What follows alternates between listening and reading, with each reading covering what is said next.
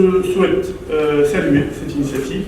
Je rappelle que c'est finalement l'aboutissement naturel d'un processus de coopération entre les différentes chambres qui a été là depuis un certain nombre d'années. C'est je dirais, en quelque sorte, la manifestation de la maturation de cette collaboration et le fruit d'un travail fait au quotidien par les différents présidents et membres et adhérents de ces chambres mixtes. Je tiens à saluer cette initiative qui a émané du secteur privé. Ma présence aujourd'hui est là pour témoigner et pour apporter le soutien du gouvernement d'Union nationale à cette dynamique, que vous encouragez à continuer à développer cette coopération et je dirais, l'améliorer au fur et à mesure et de permettre à cette dynamique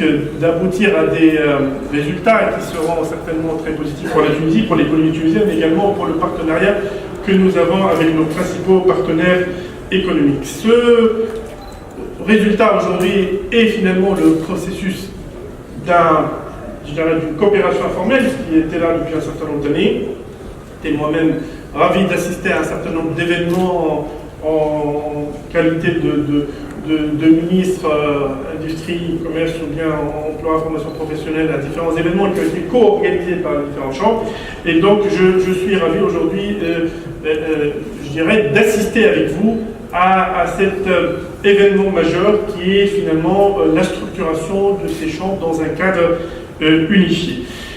Je ne me contente pas de saluer cette dynamique, je dois rappeler nos devoirs en tant que pouvoir public vis-à-vis de cette dynamique qui émane du secteur privé.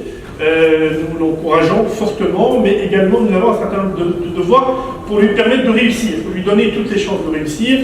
Donc je m'astreins personnellement, et je pense que c'est pareil pour l'ensemble des membres du gouvernement, un devoir d'écoute vis-à-vis de ce nouveau cas, mais également un devoir d'écoute active en réalité par rapport à vos requêtes, par rapport à vos demandes, par rapport à vos propositions, par rapport à vos réclamations, par rapport à vos préoccupations. Vous venez de partager avec nous à l'instant un certain nombre d'entre elles, mais je pense qu'il faut instaurer cet exercice de manière régulière, et en tout cas, moi je suis là,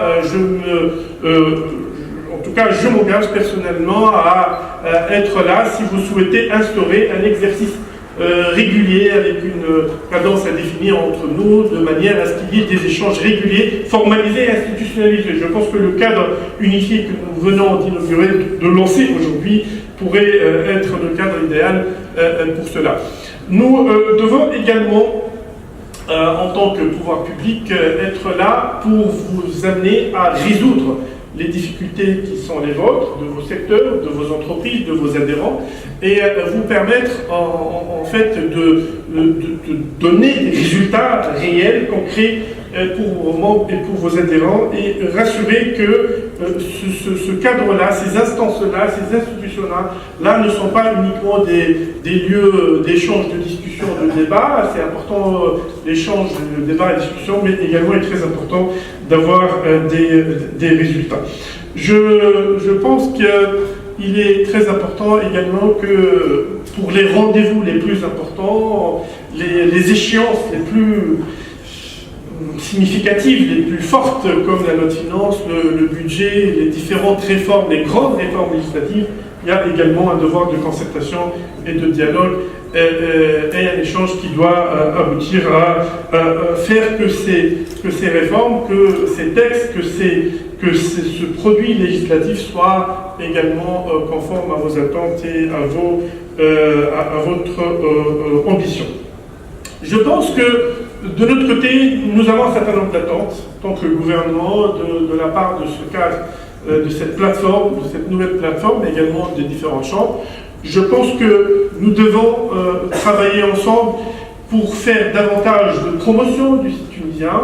Nous avons toute la conscience que ce site souffre d'un certain déficit parfois de communication injuste, parce que ce site reste très compétitif, il a beaucoup d'atouts, et il est très important que nous pouvons ensemble travailler main dans la main, de manière à faire une meilleure promotion, mais je dirais même finalement de la pédagogie, de l'explication et de la faire découvrir, en réalité, sans aucune connotation, entre guillemets, propagandiste, mais faire découvrir la réalité. Vous êtes sur le terrain et vous êtes les mieux à même d'en parler. Je pense que vous restez nos meilleurs ambassadeurs. Les chambres mixtes, vous êtes nos meilleurs ambassadeurs, vos entreprises, vos adhérents sont sur le terrain, ils sont dans différents sites et ils sont aujourd'hui témoins de meilleure stabilisation sociale du pays, des conditions sécuritaires qui ont connu une amélioration notoire, vraiment très, très importante. Saluer tout le travail qui est fait par les forces de l'ordre dans toutes les régions du pays et également l'amélioration des conditions économiques et une certaine reprise économique qui est importante et à stimuler encore et il faudrait une grande mobilisation mais une meilleure coordination pour qu'elle puisse continuer et se consolider. Très important que ce travail de promotion se fasse en coordination et je ferai mon premier déplacement à l'international si tout va bien la semaine prochaine pour accompagner une délégation également d'acteurs économiques tunisiens et également britanniques à la Chambre, donc un événement organisé par la Chambre de commerce tuniso-britannique à Londres. Et pour moi, c'est le début également d'une série de déplacements et je suis là aux côtés pour répondre favorablement, dans la mesure du possible, à toutes les propositions qui pourraient être faites dans ce sens, de manière à parler d'une seule voix. Il faut que ce pays puisse se doter d'une voix à l'international forte, crédible, une force qui a de l'ambition pour ce pays. Et je pense que cette plateforme-là, si elle travaille main dans la main avec le gouvernement, on pourra avoir cette voix internationale qui sera plus crédible que toutes les agences de communication. Donc je serais ravi de faire ce premier exercice avec la Chambre tuniso-britannique, mais évidemment je me porte volontiers pour assister à d'autres, pour participer, contribuer, accompagner d'autres acteurs dans d'autres événements. Je reste persuadé que le pays est aujourd'hui sur une voie qui pourrait être celle de la prospérité. Notre premier défi en tant que gouvernement de l'Union nationale aujourd'hui, que démontrer qu'après la consolidation du processus démocratique, il faut aujourd'hui une consolidation de cette reprise économique et démontrer au monde entier, à ceux peut-être qui parfois doutent que la démocratie peut conduire à la prospérité, que la démocratie tunisienne, naissante, avec toutes ses difficultés et tous ses défis, peut mener à la croissance et peut mener à la prospérité et peut mener à une meilleure distribution, meilleure égalité des chances économiques pour les acteurs nationaux, internationaux et régionaux. Nous resterons, nous demeurons un pays ouvert à l'international, nous tenons à cette coopération, nous tenons à ce partenariat avec nos amis qui sont là, qui sont très nombreux. Je salue la présence d'entre nous, un certain nombre d'ambassadeurs qui sont venus là pour témoigner, je pense, de leur engagement, l'engagement de leur pays d'accompagner la Tunisie dans cette phase difficile. Je tiens à les saluer, je tiens à saluer le travail remarquable qu'ils font tous sur le terrain de manière quotidienne et avec leur pays, évidemment dans la mesure où la réalité peut parfois paraître de loin beaucoup plus différente, beaucoup plus difficile que on la voit sur le champ. Nous resterons optimistes. Je pense que l'optimisme est une décision, c'est un choix que nous faisons, c'est pas une question d'humeur, on dit, mais c'est une question de volonté.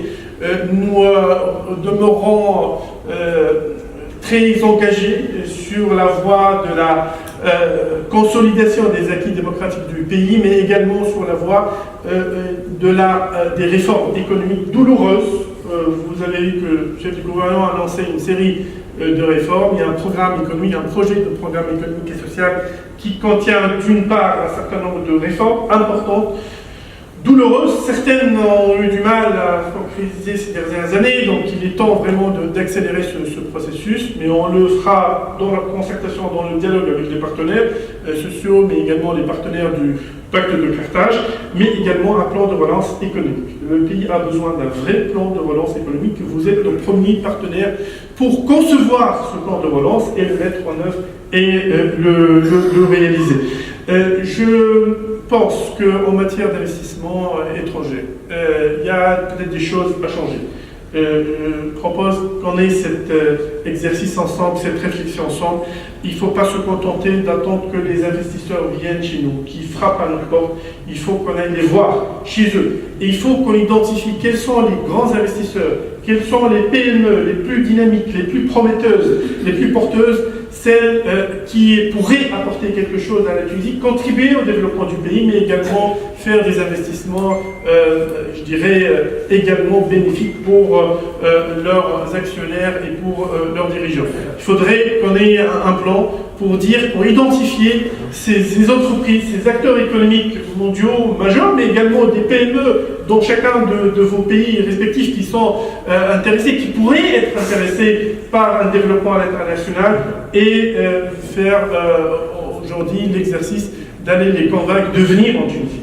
Je pense qu'il faut inverser la démarche, l'approche. Il ne faut pas se contenter d'attendre que les investisseurs viennent, mais il faut aller les voir. Et je pense que vous avez un rôle très important à ce niveau-là, avec vos acteurs, avec vos groupes, avec vos adhérents. Et c'est une initiative sur laquelle on peut travailler ensemble et la faire aboutir. Je pense qu'il y a un deuxième chantier sur lequel je souhaite travailler à ce ministère également améliorer le classement de la Tunisie dans les classements internationaux.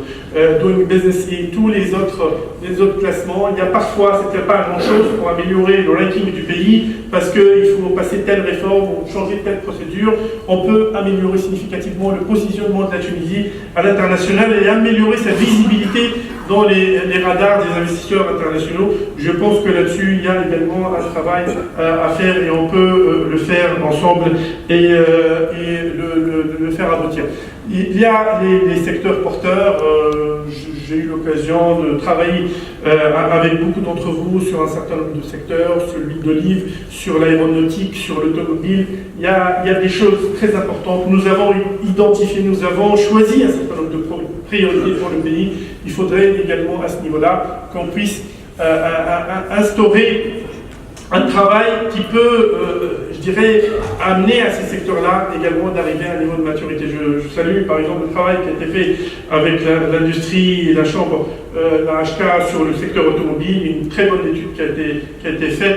Je pense aujourd'hui qu'il faut suivre ces études-là, suivre cette dynamique-là et permettre à tous ce travail qui a été fait depuis très longtemps d'aboutir. Aujourd'hui, c'est votre jour, c'est votre événement, c'est votre célébration, donc je suis là juste pour témoigner, pour apporter quelques mots d'encouragement, pour vous dire que je suis là, pour vous dire que ce ministère-là qui fait le lien entre le développement, qui est principalement basé sur des projets publics, l'investissement qui est principalement l'investissement privé, mais également la coopération internationale et la conjonction et votre maison, c'est votre maison, vous êtes toujours les bienvenus, nous sommes toujours à votre écoute et il est très important que ce développement économique du pays, ce développement économique et social, ce développement humain se fasse avec cette forte volonté, cette conviction forte qui nous anime, que ce pays est un pays ouvert, il le restera, il a toujours été depuis 3000 ans, il continuera à l'être, nous continuons à rester ouverts culturellement,